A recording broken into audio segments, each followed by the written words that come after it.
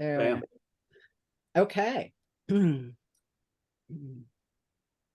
Welcome to Syndication Attorneys, free monthly podcast and live YouTube stream where we talk about topics of interest to real estate syndicators and fund managers with the opportunity for live questions and answers before we sign off. I am attorney Kim Lisa Taylor. Before we get started, please note that this event is both recorded and live streamed and will be used for a future promotion, posted on our website, and in a broadcast available to the public. You can ask questions at the end of the broadcast by raising your hand or typing it in the Q&A. If you don't want your voice recorded, then don't raise your hand, just type your questions in the Q&A. But we do encourage questions either of me or of our guests.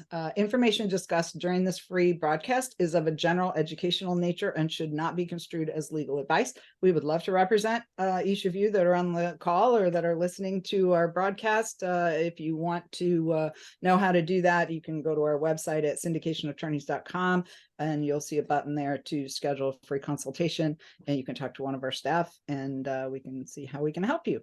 So anyway, today our topic is how to overcome challenges in self-storage syndication with some long-term clients, Christopher Cashman and Terry Morrison. And these guys have made a name for themselves in the self-storage industry. They've got some unique practices, I think, among some of our other self-storage clients. And we thought that it would be really helpful for you to see what they've done. They have built a portfolio of over 3,100 storage units plus 188 RV parking stalls in 5 states, using over $10 million in private capital in just 2.5 years. So that's phenomenal growth, and it's amazing. So we're going to talk about some of the challenges they've had as they grow, and what things you guys should be looking out for. And it doesn't matter if you're growing self-storage or you're doing multifamily or any other kind of real estate asset. These challenges are going to be common pretty much to all of your growth strategies. So Chris and Terry, welcome. Thank you. Welcome. Thanks for having us. Yeah, thanks so much for coming. And so let's just tell, maybe one of you guys, you can both talk about your backgrounds, but yeah, Chris, go ahead and tell us a little bit about your background, how you got into this space, and why you think it's great. Sure. Let's see, where do I start? Started back in the hedge fund finance arena a long time ago. Ran a very small hedge fund out in California. And I was in real estate prior to that, much smaller stuff, single family stuff, lease options, kind of stuff. And then got out of the hedge fund and I just couldn't grow it to the level where it was profitable. It was extremely fun. I love it, but I just couldn't grow it to the level where it was profitable on our end.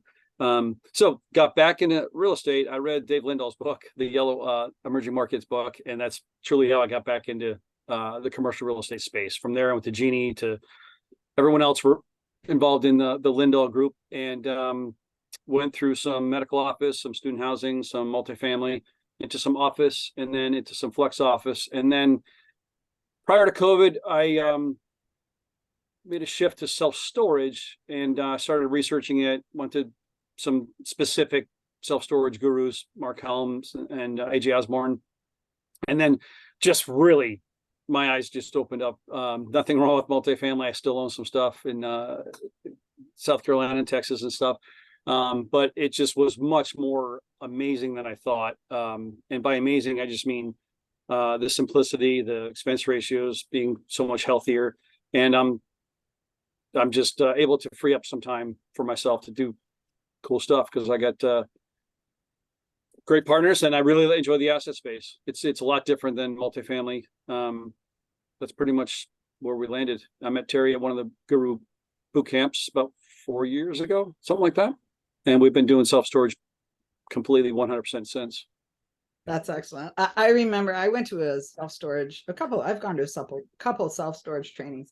And I remember somebody at one of them saying that the dinette set in unit 1A never complains about the couch in unit 2A. So it's well, you know what? It's funny. A long time ago, my close friend, Burge out in California, I can't do the Armenian accent, but he loves when I try.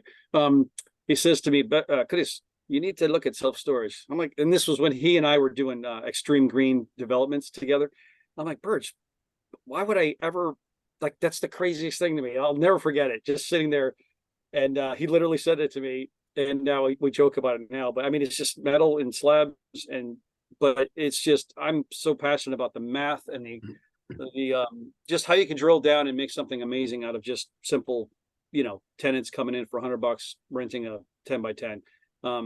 That's it. It's simple in one respect, but then it's not in the other respect. When you bring in dynamic pricing and value pricing and all the things that we do, the third party management ideas, and I get obsessed with the numbers, literally the expense ratio and how you can drill down on that and move that needle.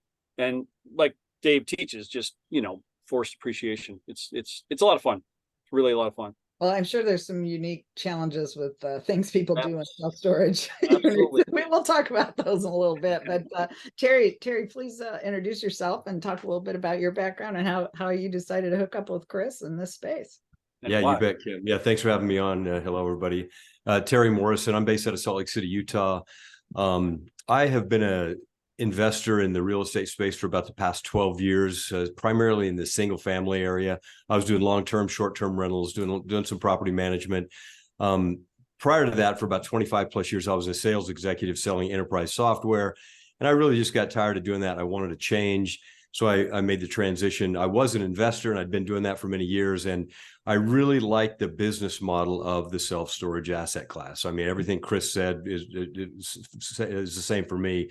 I like the model. I like the resiliency of the asset class and up markets, down markets. It's a profitable, high demand, and in many parts of the country, depending on where you look, it's underserved. So I just saw a lot of opportunity there. I wanted to get into that. And as Chris said, I met him we went to like a week-long boot camp to just get a bunch of data about the industry. And we met there. That's how we got hooked up about a little over three and a half years ago or so.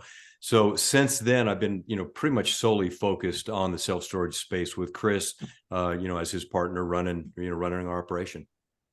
That's excellent. And you guys have another partner and some support staff, or tell us about the other people on your team. We've got Ed with us from some stuff in the past, a lot of Lindahl stuff. I met Ed through Lindahl, as you know, and from there, he's kind of taken a little bit of a time off in a way, and Terry and I are moving forward. We've actually teamed up with Mark Helm on a couple projects, actually more than that now. We've got something in Utah with Mark. We've got some ground up development in Lexington, South Carolina, right here next to me in Columbia. And then we're also looking at a 76,000 square foot warehouse in Georgia that we're been putting in contract with Mark. So it's great having him on board. He's like a coach. I mean, he is a coach, and but he's not. He's a partner and a teammate. So it's great. We have a lot of fun together, and I think that's one of the strengths that we have is we just build great teams and move forward. Terry and I don't need Mark, but we want him because he's a great partner, teammate, coach to have on the deal, and he just brings a lot of value to the table. Yeah. So Kim, depending on the deal, we have three other partners besides me and Chris. As he said, there's Ed Babenko, there's Mark Helm. We have another guy named Craig Engelfried that joins us from time to time. And then in our back office, we have three ladies that do a lot of our back office work in our, operations piece.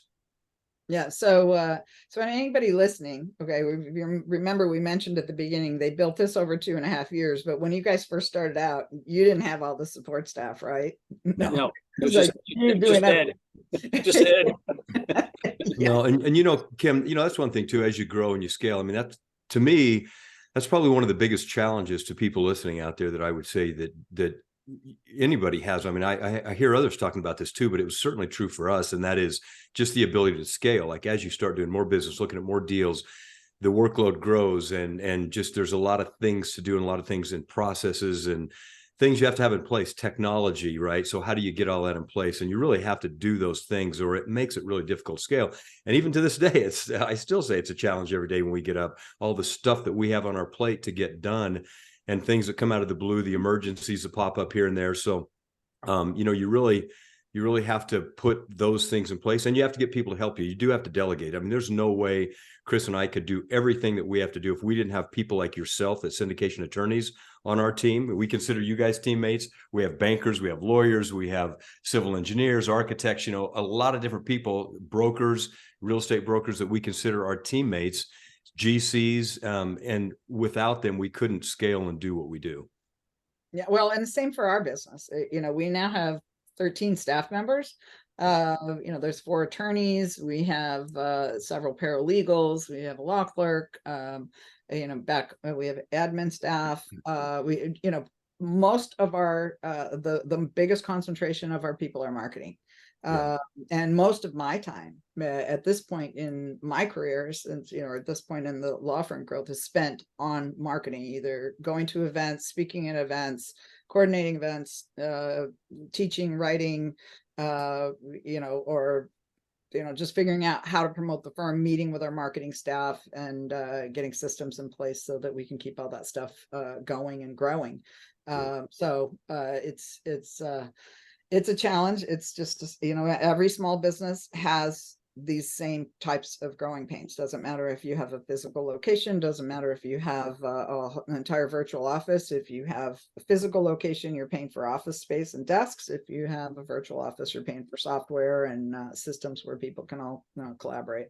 So it's there's think about this as you're not just a real estate investor anymore. You are a small business owner, and you are growing a business, and your business needs support staff and systems in place. And Kim, as you know, being in the legal area, it's incredibly important to be organized and have your documentation and all that in place, right? Because everything we do every day is about documents, and somebody needs this or that.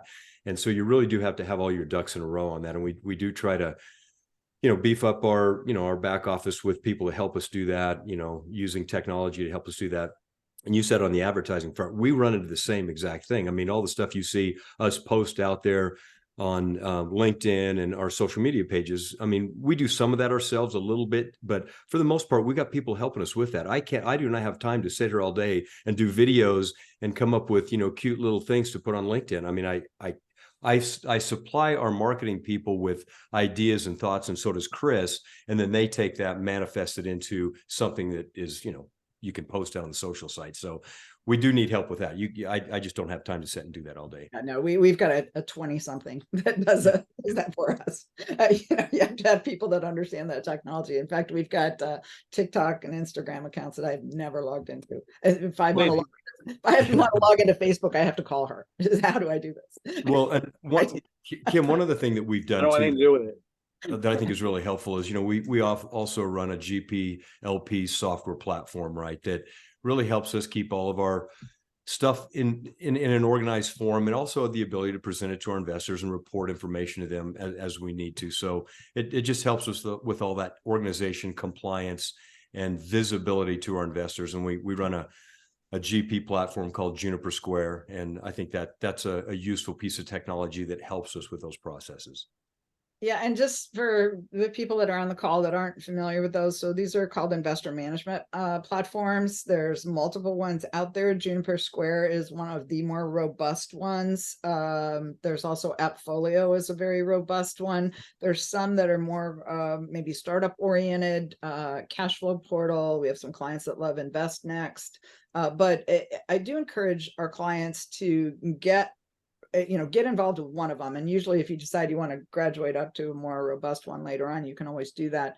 But you've got to have a way to house all the information that you're gathering, that your team is gathering about investors, characterizing which ones are accredited, which ones are not accredited, making sure that you've had all those suitability conversations, and then keeping track of who's in what deal. Right. And what information are we posting for those investors, and how are we disseminating that information to everybody at one time, whether it's tax information or status reports on a project or offering documents, and it's better that you can house that in an investor management platform than trying to do it yourself on Dropbox or something like that, and then doing all that stuff manually. It just can become very cumbersome. And that's why these platforms arose, is because they saw the need.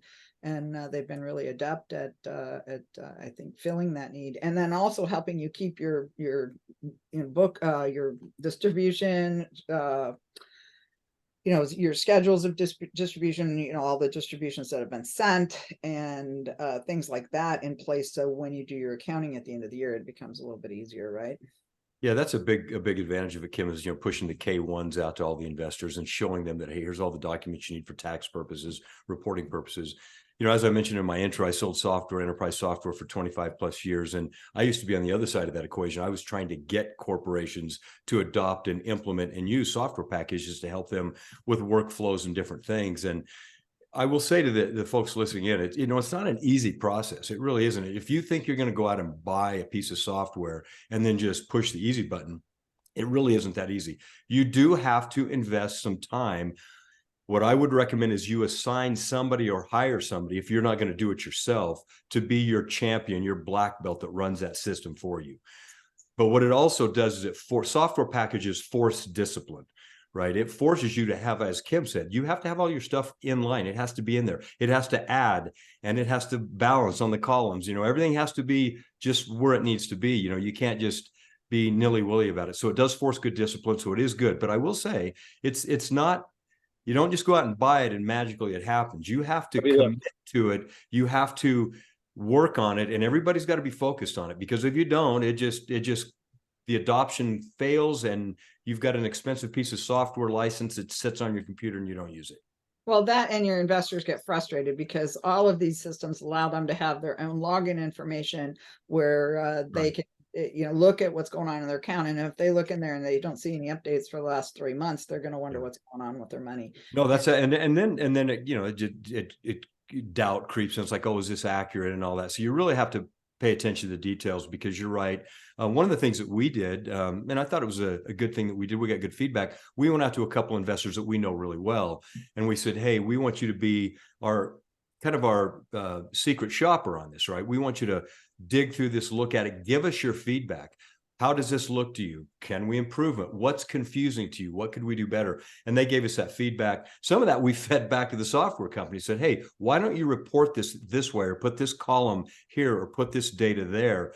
And of course, some of that we can't change. It's not our software package, but we fed that back to the companies. But it did give us some insight from our investors on what they're looking for, what they like, what they don't like, and it just helps us understand how to get the data to them more effectively. And we do have a scheduled podcast. Of course, it's not till March, with Perry Zhang of Cashflow, one of the founders of Cashflow Portal, and really looking forward to that, and talking about how he's seen it transform syndicators and their businesses and their fund managers, and really help them scale and grow. Because without that, you're trying to keep track of everything manually or on an Excel spreadsheet, or you're hiring third parties to do it for you, which is fine if you for a fund. Absolutely, I recommend a fund administrator. But for syndications, the more you can start getting that into an organized software system that's created specifically for that purpose, it's just going to help you feel more comfortable. It's going to give your investors more confidence in you. Well, Kim, think about it. If you've got one deal, you might be able to manage it. But if you start getting deal 2, deal 3, deal 4, deal 10, the volume of information data that you have, it starts to just, you get it crisscrossed in your mind. You forget where you put it. I mean, you really do have to buckle down and get those things in place, because you cannot manage 6, 7, 8, 9 properties and deals. And then you got new deals coming up that you're looking at. You can't do all that unless you've got some real, I guess, organization along the way.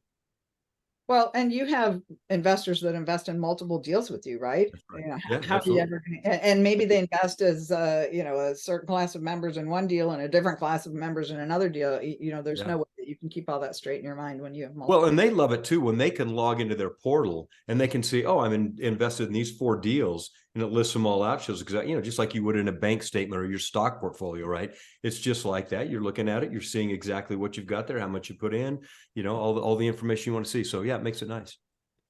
Yeah, it's easy to without that, it's easy to like forget what you invested in. I mean, believe it or not, we have Right. people that have done that, and we have people that have called us, clients that have called us and said, "Hey, we can't get a hold of somebody anymore. You know, what do we do? Their check keeps coming back, you know, because they passed away or they're in a nursing home or you know they're just not available." You know, so maybe having some of that stuff in place and you know we'll kind of help keep track of that. One of the things I do recommend, I'm starting to recommend to everybody just because of that situation, is that you get a kind of a next of kin. Who do we contact if we can't get a hold of you and your checks start getting returned? Get that from the investors up front in case you can't reach them, because that has happened a couple of times. In fact, I think it's happened to you guys, right? Yep. It has. Yeah. Many, no, not many, but a few times. The last one was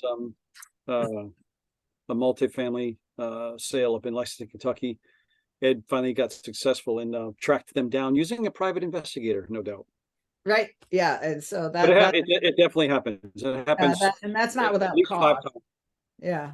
And then what do you do? So if they can designate somebody up front that you're authorized to communicate with, at least to find out what happened to them, right? So then you can figure out what to do. Maybe you don't have to give them details about the investment, but still. But you All know, right, Messes up the accounting too. We have one guy that's a professional gambler. He's always in Vegas. He's never home. We send him checks all the time. He never cashes them. And every check that we send has that 90-day maturity thing. And oh, geez. it screws up our accounting all the time. So it's funny because it's like, oh, I know who it is. It's what's his name in Vegas. And he's like 40, but he's never home. He never cashes them. And we have to send them. It's what we do. So it's just, sometimes it's kind of funny the stories you get from these people. Yeah. But you know, Kim, a lot of those legal docs that everybody, the applications they fill out, you know, accredited investors, you know, investor forms that we get from your organization, right, that we have to have people fill out. We put all of that in our investors portal so they can go in and reference that if they need to. Usually you don't need to look at those ever again, but if you do, they're there and you can look that up. And then, you know, if that information that you referred to, next of kin, contact emergency numbers, all that kind of stuff, hopefully that would be there on those forms and we could dig it up. Right. Well, so let's talk about your business model. You guys have a little bit of a unique business model. You're not buying just existing stuff. You tell us how your model works. So it's a great question because we get a lot of people that bring us. We get a lot of deals from across the U.S., I guess you'd say, and a lot of folks, some really cool people that we want to help and do deals with, and they just can't find stuff. Terry and I find stuff all the time. Luckily for us, that's just a lot of groundwork, I guess, to get there. So one of the things that we tell people when they bring us the deals is our criteria: emerging markets, simple Lindahl 101 stuff, emerging market, population growth, jobs growth, some infrastructure ideas, similar to multifamily, but not so precise. We do have a lot of very successful properties that are out in the middle of nowhere. You would think, why did we ever buy that? Well, it's some of our top performers. So back to your question, we don't buy assets and then just hold them for cash flow. The cap rates are so compressed now. It's hard to get loans 7, 8, 9%. It's hard to pay investors anywhere from, 7 to 30 on the back end when you exit. So what we do is we only expand, convert, or ground up development, and it's usually expansion and conversion or combination thereof. We also have a target where we want to hit 60,000 square feet for the asset when we're done, so that a REIT will be salivating and teed up to purchase, or a private equity fund. So we kind of have an exit strategy before we know what property we're looking at. And Terry and I we focus on killing deals. That's really not all we, when we see a new deal, we're like, all right, you want to kill this? You want me to? And we'll try really hard to kill it. And that's really what kills it. Is it expandable to 60,000? If no, get off the phone or get off the email string. Is it a conversion like the one I mentioned earlier? 76,000 square feet is just the building. So we'll be able to do all kinds of stuff on the outside. We'll bring that to 100,000 square feet. And then you have to have the jobs growth. That's just don't have that, you're swimming upstream. So we kind of lay all these little tiny things on top of each other to tee up. What we've had is just great success when we end up selling, or when we end up ending the construction or the expansion or the conversion and sitting on it for a refi or a cash flow. Does that make sense, or did I miss something, Terry? Terry will fill the holes when I miss stuff. I'll add a little bit to Terry's what on you mute. said, Chris. Yeah, I There was he on goes. mute. Sorry about that. Thanks. I had to cough once, and so I had to mute it. I'll add a little bit to what Chris has to say that, we sometimes, in self-storage, the old adage is, oh, it's got to be right next to a freeway and you got to be able to see it and it's got to have this fantastic visibility. And that, LJ. that's always helps. I'm not saying that's bad, but you don't have to buy self-storage assets that are necessarily exactly in those types of locations. People don't do the old drive-by anymore. I mean, think about you guys on the phone. How many of you have bought anything in the last 5 years where you drove by and like, oh, I got to go in there and buy that? No, you look it up on your phone, you look it up on your computer, then you go there. So your asset doesn't necessarily have to be on a perfect location to own it. So, we don't get hung up on that. But we do look at things like Chris said, we do feasibility studies to make sure that the demand is there for the asset in the area that we're buying in. And to Chris's point about jobs growth, that usually is a big driver of that. Apartments, growth of housing in the area, things like that really help as well. So we do look at that. We look at rent, square footage of rent per capita in the area. And, that tells you if you're oversupplied or undersupplied. So we look at a lot of those types of things. And like Chris said, our model is to expand. We don't just, there are a lot of levers in the value add model that you can look at. One lever is we raise rates, right? The other lever is we come in and we apply more efficient management. The other lever is we apply technology. We do all that. I mean, that's kind of table stakes. But then we go beyond that and say, look, we want to expand it. We want to add square footage, but not just the same square footage. So we might go in and buy a standard set of buildings that have 10 by 10 roll-up doors, exterior access, non-climate, right? But we come in and we add climate control, we add RV parking, we add covered RV parking, we even add some flex space sometimes. So we add different product types that have, honestly, those are almost every one of those are a higher rent per square foot than your standard, 10 by 10 non-climate storage building. So it's a little more profitable for us to do it that way. And it gives us cross marketing when we're pushing this information out on our website to people that want to rent storage. They look at it and say, oh, look, geez, they have climate, they have non-climate. And sometimes you get different audiences. So you're not just relegated to one market niche, so to speak. You have people that need to park RVs, you need people that want climate control. So it helps us, I think, with our overall marketing strategy as well, Kim. I like that. Well, and jokingly I say this, but I think an ideal location would be like right next to the Amazon distribution center, right? So like from Amazon to your storage space. Believe it or not, here's a funny. I mean, we literally do this. It's not an acid test rule, but we certainly look at it. But when you get business like Dollar General, for example, or those types of stores, they go out and do all this marketing research, right? They do the marketing research. And when they put those stores in an area, usually they view that as having the same kind of clientele that we might be looking for self-storage. There's growth in the area, there's apartments coming in, there's new housing starts, all that stuff. And so if we see a Dollar General, we're like, oh, if we can get something closer to, we're like, hey, that's probably a good thing because they thought it was a good idea to put their store there. So, that's just a way to let somebody else do a little bit of marketing research work for us. But yeah, all that stuff is good. Main thoroughfares are a big thing too. Your property doesn't necessarily have to be sitting right next to the freeway, but it could be on a main road that connects two towns together, or a thoroughfare to a lake or a recreational area. Those are great. So even though it might kind of seem like it's out in the boonies a little bit or off the beaten path, if it's on a main thoroughfare that's taking people to and from something or somewhere, it can be a good location in that regard too. Well, that's great. And so you guys use professional management, right? So you'll buy the facility, you'll get it set up the way you want, and then you turn over the management to somebody else. Let's talk about that. Yeah, we use, Chris, I'll jump in if you don't mind. We use a company called Copper Storage Management. They're based out of Nashville. Most people in the storage industry would know them. They have been in the business a long time.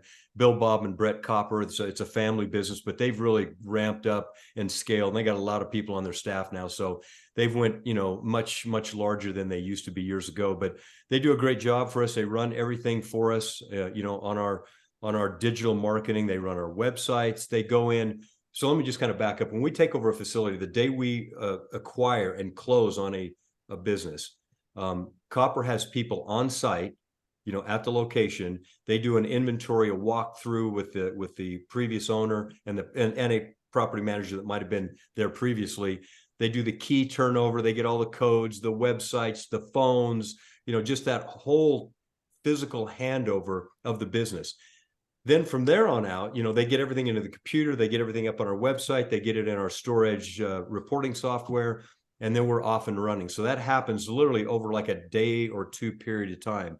And then from there on out, they pretty much run all of our pricing, our price increases, our SEO, our on-site marketing. They do our flags, our banners, all that kind of stuff that helps us, promote the property. So they do a fantastic, auctions. When people don't pay, you got to kick them out. They run the auction process for us. So 100% management of that property is done by them. Landscaping, fixing gates, fixing a door that's broken, cleaning out people when they move out, all that operational stuff they handle for us.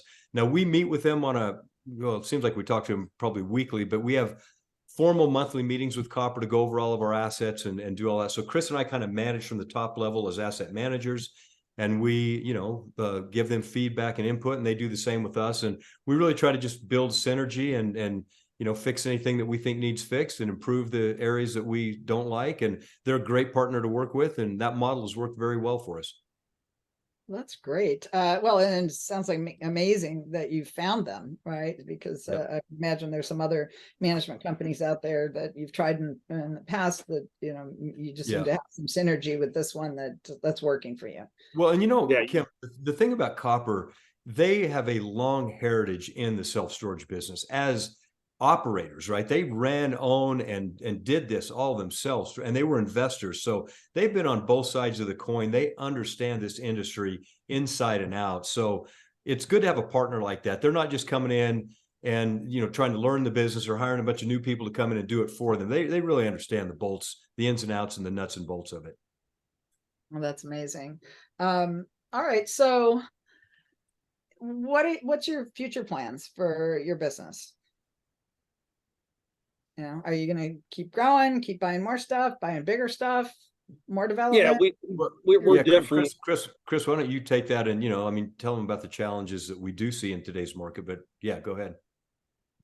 Yeah, our future plans have been slowed, if you will, because of the economy. So the main drivers of that are Terry and myself and Bernice, and we have structured something larger assets, and we're not against the smaller stuff that we can move out through the system quickly. We did LJ in 13 months. That wasn't our plan. I think our deck said 3 to 5 years, but it just so happened we got a non-solicited offer.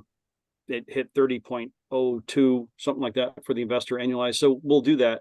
But for the future, we're looking at larger stuff that we can have in the system longer for cash flow and not have so many properties to manage.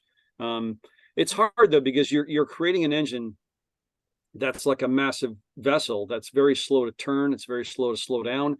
So what do I mean by that? You have all these investors like, hey, where's the next deal? What's going on? What's going on? I haven't seen a deck in a while. And so you're being pushed by all these different forces. So it's not the easiest thing to just say, hey, Terry, I had an idea. Let's do this now. You can't just shift and pivot. I mean, you can, I suppose, but to make everybody happy, all of your people that rely on you, all your employees, and there's other employees too, Terry. I was thinking, well, we didn't, there's Julie, Bobby, and I was thinking Copper. We have a lot of assistants, and they're all strategic alliances, strategic partners in the sense of Bobby and for sure Copper. Back to that other thought about it's not just Terry. Maybe there's a lot of people that do a lot of stuff for us. But to that question, we're looking at the simple answer is less deals, larger deals. So, and then moving into more cash flow. We've been trying to sell some stuff. We had a lot of stuff in contract that might have fallen out because of the raise on the other side of the buy side, which is fine. They're really solid performing assets, so we're fine holding them. But at the same time, we want to move some of the investors into the newer deals that we have. And we've been lucky too. We just recently dropped the cum pref 8 down to non-cumulative pref 7. Kim, I've got to correct Chris on that. Always we'll be up to our eyeballs in lawyers, civil engineers, and bankers. And then Chris calls me, Terry, we got to underwrite this deal. It just came across my desk. And he does that every week. And I'm like, Chris, we don't have time to do that right now. That's your fault. That's because you know what, we get these. So these deals come from literally sellers of assets. And I'm up in North Georgia a lot. I'm on the ground a lot. So I go to North Georgia a lot. I go to South Georgia a lot. We've got lots of assets in each area. And you just get these random calls. Hey, I got this lady. She's 90 and she hired some guy to build all this self-storage. And long story short, she wants to sell it for, she doesn't care what. She's got all the metal on site, and it's just weird stuff. Yeah. And then the one that I mentioned, 76,000 square feet, it's from a friend of a banker. But then we turned him from a banker to kind of a friend. And all of a sudden, through that relationship, this guy says, hey, I've got this huge warehouse. I used to do cotton, and it's downtown. Do you want it? We're like, yeah. So well, you know, Kim, when we first started, I mean, literally, I was pounding the phones for the first 9 months. I was talking to brokers every, day. I mean, that's all I did was talk to brokers, chasing deals, looking for deals. But then once they know you're in the business and you build up a little bit of momentum, you've got some track record, as Chris said, then now we've kind of gotten it where deals are starting to come our way, right? We don't necessarily have to go out and chase them, whether it's from and they're off market attorneys, off market side, attorneys, brokers, bankers, GCs, the suppliers, the guys that we use in the field that do all of our work. They'll say, hey, got a buddy of mine that he's got a place that he wants to sell. We get those kind of things. So the sources of where that comes from can be anywhere and everywhere. And it's good because you always want to see that. But I will say it does take some time to wade through the deals to figure out the ones you want to look at. And you do have to take the time to do that, because if you don't, then they won't bring you the next one because they don't think you're interested. So, it's kind of it's one of those things you just have to deal with it because it's a good thing, but it also takes a little bit of time sometimes to wade through those deals when they come across your desk. Well, let's a little commercial break here for just a second. I just want to before you go, I want to give credit to Dave for that, because that's a lot of that stuff is just what it's Dave 101 all the time. He says, do what you say you're going to do, be fun and easy to work with. And when Terry and I do that, our sellers and we get deals, and we have probably 4 sellers that are now our GCs on construction sites. Wow, and again, it's just simple Lindell 101 type stuff. So I got to give credit where credit's due. Well, and I think what you guys told me when we were doing our pre-interview is you said we buy things that are broken, empty, and no income, right? But that's where the value is, right? That's where you can really add the value. Absolutely. It's like the single family home house flipper that looks for the most beat up, junkiest house in the neighborhood because that's the one they can do the most improvement to. Right. Absolutely. All right. Well, I'm going to do a little commercial break here. And then we're going to talk to you guys after that about how you're finding investors, because we've talked a lot about your deals and how your deals work, but then let's talk about the investment side of it. But I just want to let everybody know, in case you don't know, I've written 2 books on capital raising. One is called How to Legally Raise Private Money. The other one, and that's kind of a beginner's guide. It's only 160 pages. The other one is called How to Raise Capital for Real Estate Legally. It's a more in-depth 300 plus page desktop reference. So, it's like, hey, you want to know about some certain aspect, doing a blind pool fund or something like that, or how to structure a deal, you can look at that chapter and you can just read that chapter. You can get one of those books for free just by texting the word syndicate to our phone number, which actually is 844 syndicate, SYNDIC 8, if you're looking at the keypad on your phone. So that number is 844-796-3428. So text the word syndicate to our phone number at 844-796-3428. You're going to answer a question. Have you raised money before? If you say no, you're going to get the first book. If you say yes, you're going to get the second book. So if you'd like a free copy mailed to you, make sure you give us your address and we will mail you a physical copy of that book. And then I just want to remind everybody that we are going to have a live Q&A here in just a few minutes. So if you have some questions, I know someone has already raised their hand, but if you have some questions you want to ask of Terry or Chris or me, please, either type your question in the Q&A or raise your hand, and we will get to you in just a few minutes. So back to you guys. Let's talk about, how did you go about? You said you raised over $10 million. How have you done that? How have you met those investors? What kind of investors have you met, and how have you gotten them to invest with you? What's that process like? That's probably off our website because that's probably old data, but that's okay. We have to update that as we move through it. And that website is only self-storage. That website is more where Terry and I have picked up and grabbed the ball. I've done a lot of stuff prior to that with Ed and some other folks from Lindell. So to answer your question, I think it started when I mentioned my hedge fund days. It was a really small hedge fund, so it was not a large hedge fund by any means. So, but I did have a couple people that I had managed money for that there's a lot of integrity and trust involved in that type of situation, and that kind of parlayed into real estate for me from the beginning. And my LLC is, I've got a partner, Paul. He's a CPA he's retired now, that worked for a firm in California, Mark CPA. So the principal of that CPA firm, I got involved in a long time ago. And it's funny, I remember back in the days, I would always try to get him involved, and he would say, I'm not gonna. He had a bunch of deals I'd see in his office, like the Juniper that we have. He had some sort of software, and he showed me all his deals, and he's like, you guys don't even have anything like this. And so we're growing all the time, so I'm always trying to get him involved in my deals. And he said a long time ago, I'm not going to do anything until you do a round turn and sell something. And I hadn't. And then finally I kept bugging him, and he finally got in before I sold anything. So it was just kind of fun. He's a great guy. I have a lot of fun with him.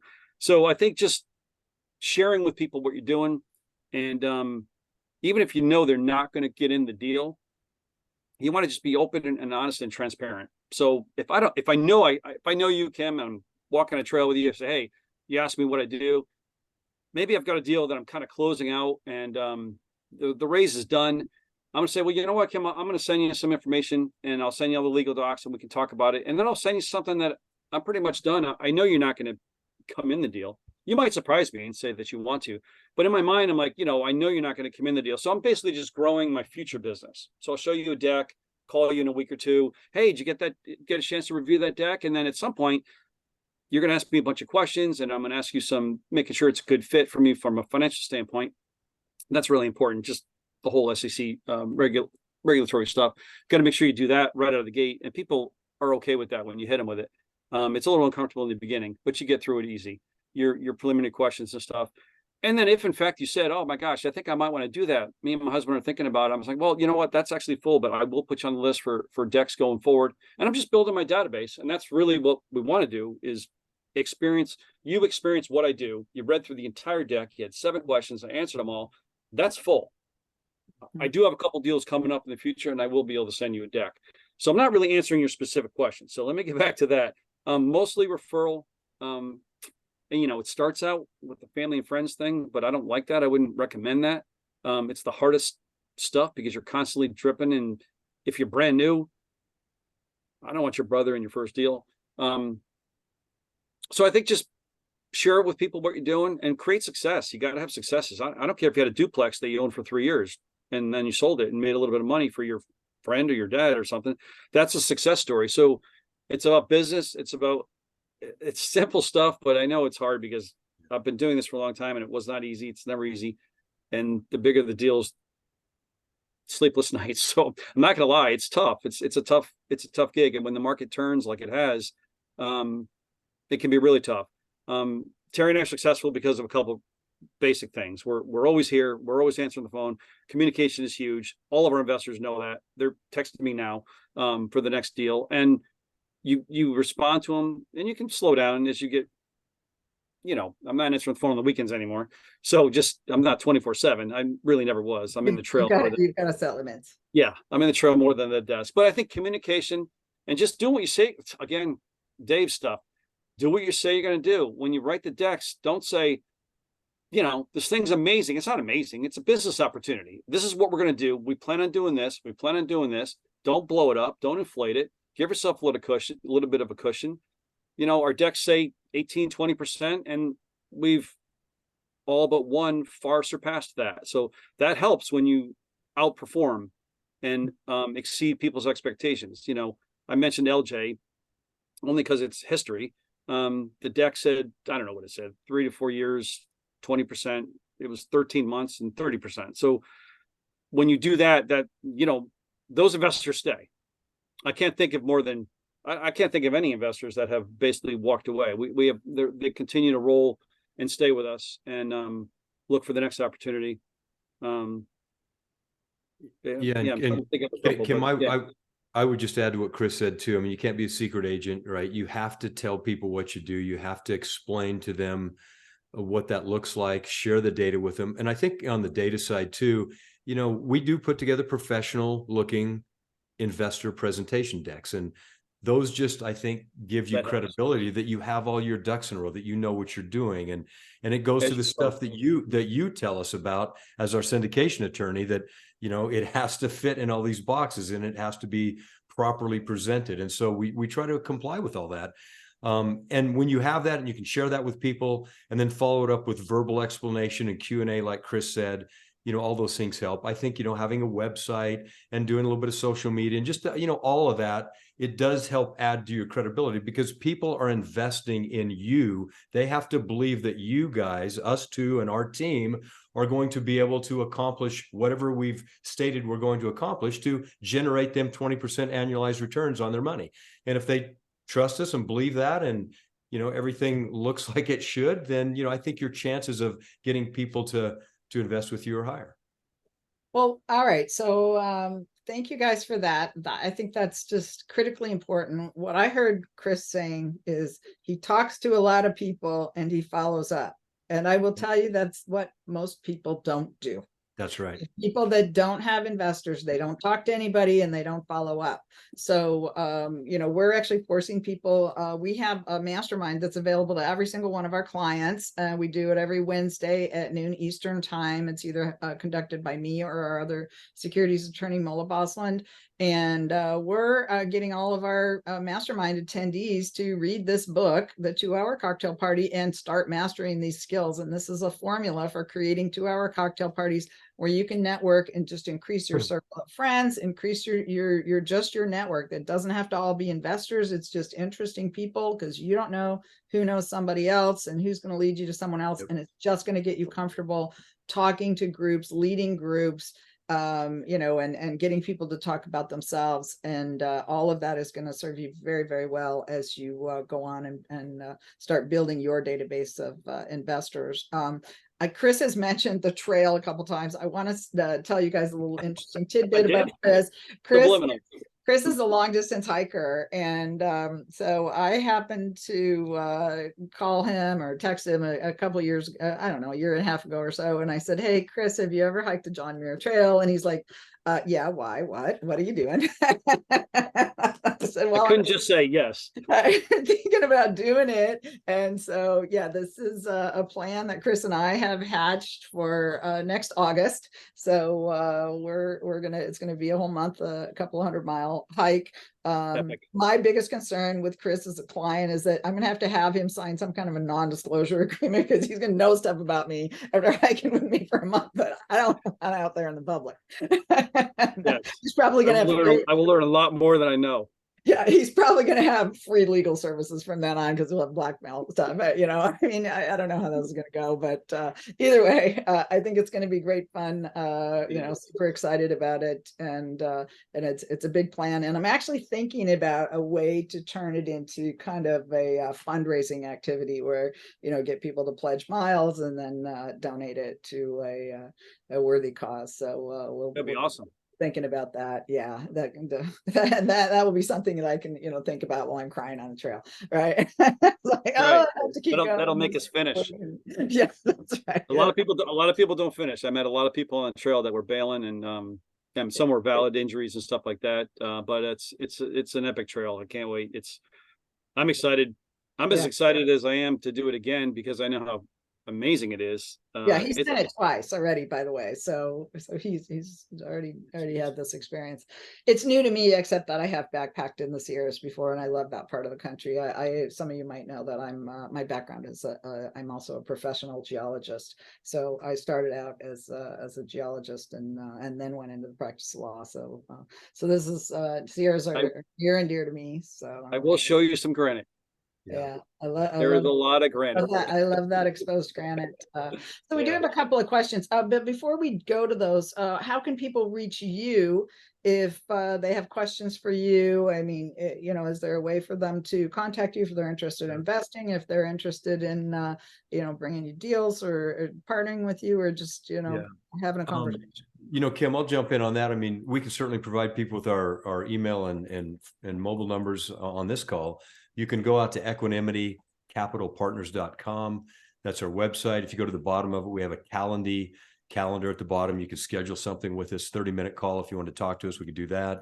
You might want to That spell would be that. the best way. That'd probably be the best way for people to reach out to you, and that way you can screen them and get them to the right people in your organization. Yeah, you can follow us on LinkedIn, Christopher T. Cashman, Terry Morrison on LinkedIn, and we respond that way as well. So either way, those would work. Yeah. Okay, great. And you know, what kind of stuff are you guys looking for at this point in your business? What do you need to you know, to who are you still looking for on your team, and you know, what is it? What are your needs? Always more investors, right? Yes. Always want to develop relationships with investors, and you know, truly every one of you who wants to be a syndicator, that is your constant background goal. Always making relationships. Well, and Kim, I just want to stress to people, you know, that the investors are the engine that make all this work. There's a lot of moving parts, right? But they really are. Chris and I were on a call. We were looking at a deal with a couple of folks the other day in Alabama. They wanted our opinion on it and wanted us to come in and chime in on it, so we did.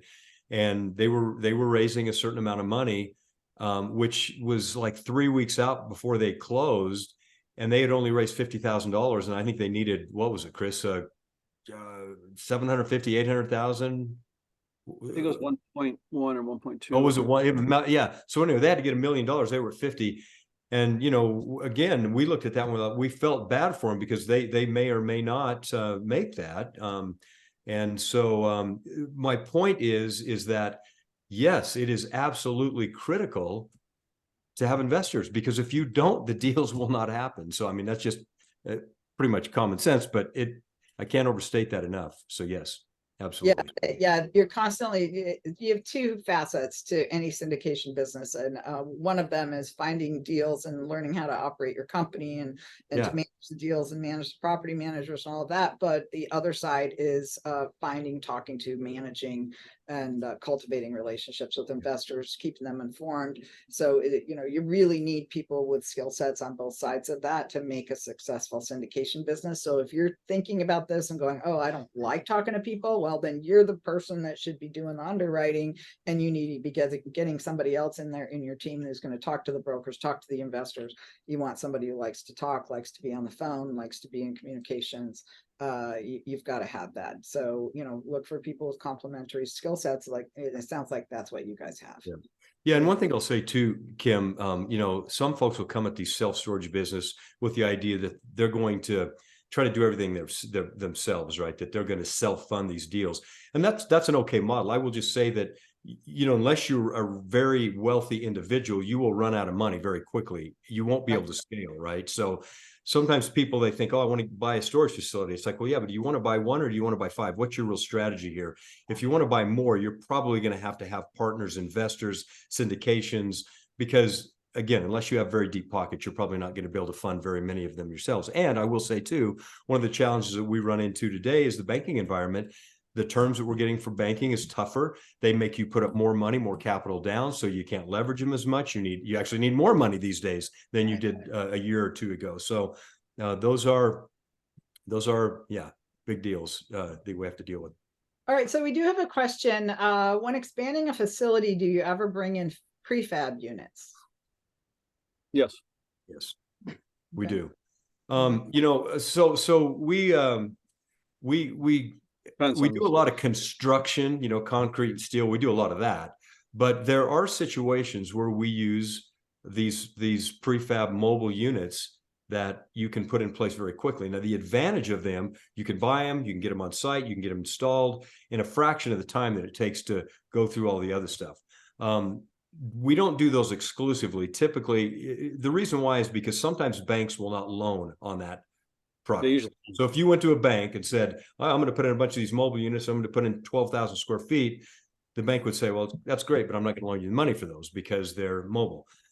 That's one concern. So, and then the other concern is, you know, just making sure that I guess that you can do it on the property, that there are no regulations to keep you from doing it. Where we typically like to use those, Kim, is in nooks and crannies and areas of the property where maybe it doesn't make sense to build a building, or it's too small. You can only put 4 of them here. So you use them as fillers. But the thing is, when you look around your property and all your little perimeters, your nooks and crannies, sometimes you can get another 3, 4, 5,000 square feet of storage in nooks and crannies that you didn't even think about, right? And those lease up just as well as your other ones do. They look really good. They're a nice steel metal building, and they look really good, and there's nothing wrong with them. And we use them for that. So, you know, speed, when you need nooks and crannies, and just expansion areas, those work fantastic. But again, you got to be careful because, like I said, the lending thing is an issue. And sometimes you might, we got a call from our broker the other day.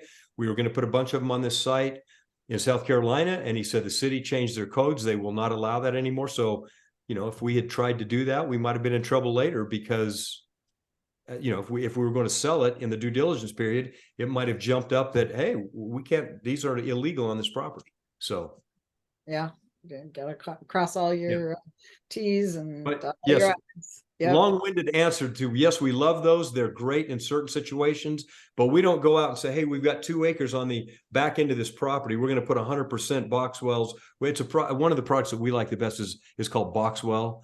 And that's the ones that we typically have used, but we're not going to put 100% Boxwells on a 2-acre expansion plot of land. All right, well, we did have one other question, and that is, please repeat the text number. So the text number, that if you want to get a copy of one of the books I've written, you can do that either at our website. So you can go to syndicationattorneys.com and then look in the menu for the free book tab. So you can do it there, or you can text the word syndicate to 844-796 3428. And if you're looking at the keypad on your phone, that spells 844 syndicate, SYNDIC, and then the number 8.